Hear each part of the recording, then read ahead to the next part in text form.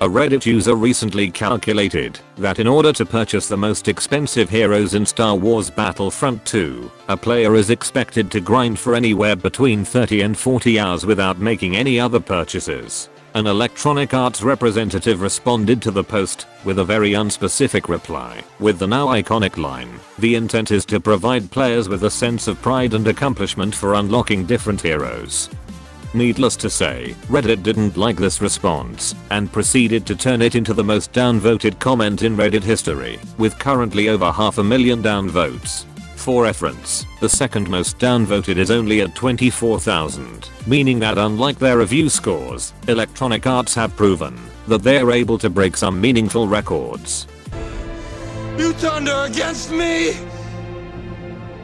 You have done that yourself! Unfortunately, this escalated with death threats to developers, and ultimately having the game's biggest supporters turn on something they genuinely love. This is a true shame, considering it's actually a phenomenal game. It's what the 2015 reboot should have been. The ability to play in all 3 trilogies, a fully featured single-player campaign, and having 4 times the amount of maps as the previous entry makes this game so appealing on paper. Not to mention that this is quite possibly the best looking game ever made.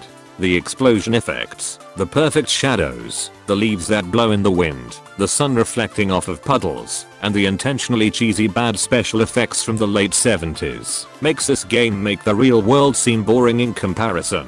The saddest part of this whole ordeal is that the majority of developers have absolutely no say in how the game is monetized.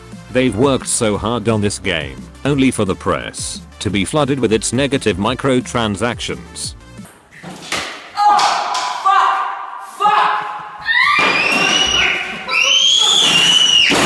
Since the clusterfuck of a post has blown up, Electronic Arts have reduced all hero prices for the game by 75%. However, this has seemed to do very little in the way of easing public opinion. The majority of criticism has come from the grindy nature of the credit gain, and the extremely slow rate in which players are able to earn loot boxes. This might be okay if they were all cosmetic. However, they have been firmly confirmed to provide players with small, yet still valid advantages.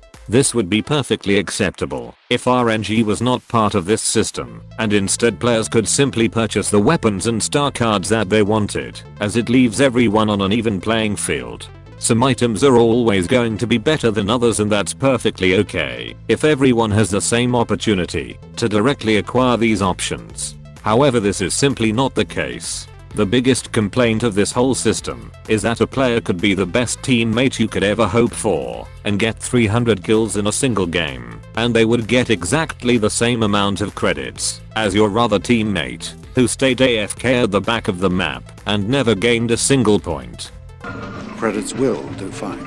No, they won't! The whole system is quite obviously designed to stunt the progression of players and entice them to purchase loot boxes in order to accelerate this slow and painful process. And here lies the problem. The game was obviously designed very specifically to initiate these microtransactions. Having them both give players an advantage and not letting players have any say in what they are given makes for a truly horrible system. You were the chosen one! It was said that you would destroy this Sith, not join them! I've personally been a defender of loot boxes and a defender of what many people notoriously love to hate. However, even for me, this has been a big dick to swallow. However, what I do believe is that goodwill is often hugely undervalued by big companies and entertainers alike. Titanfall 2 was praised for having a system where cosmetic items could be purchased for real-world money at a reasonable price, and players are able to choose exactly the items they want to purchase. I've willingly spent double what I initially paid for the base game because I was happy to buy something I knew I was going to get at a good price to support what I felt to be a good and genuine business model. However, it does not take a genius to know this. I mean, Electronic Arts fucking bought the company last week. You can't even make this shit up. If Electronic Arts really wants to see the benefits of goodwill, they can simply look at my own channel. Before monetizing anything, I asked viewers if they would accept ads being run on this channel, and of course viewers respected that openness. Later still, I asked whether I'm able to make dedicated sponsored videos, and once again I was met with overwhelming support. Only a few days ago, I released what is essentially a 5-minute ad. That is one of my most liked videos I've ever made.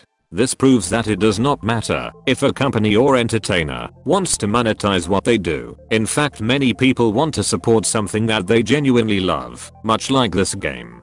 However, the way in which monetization is handled is so much more important than whether or not this kind of extra revenue stream exists at all. I also like to take the same approach with my Patreon rewards. The rewards are mostly made up of a few exclusive bits of content and exclusive roles on my Discord server, which are more or less the equivalent of cosmetic bonuses in a game.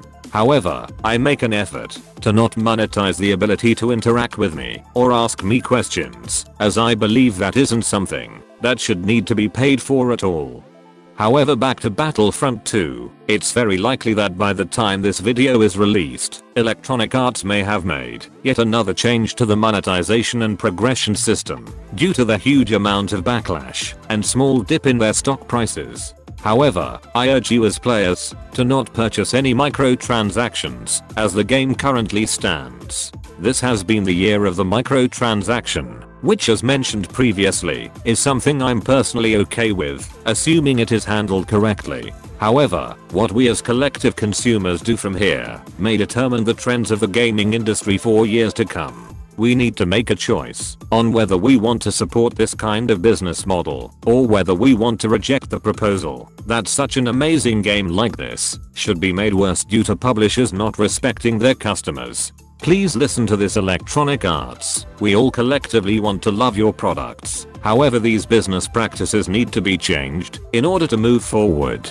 This concludes today's video on the current Battlefront 2 situation. Subscribe for more videos that I feel personally obliged to make. But until next time, have fun and embrace the bullshit.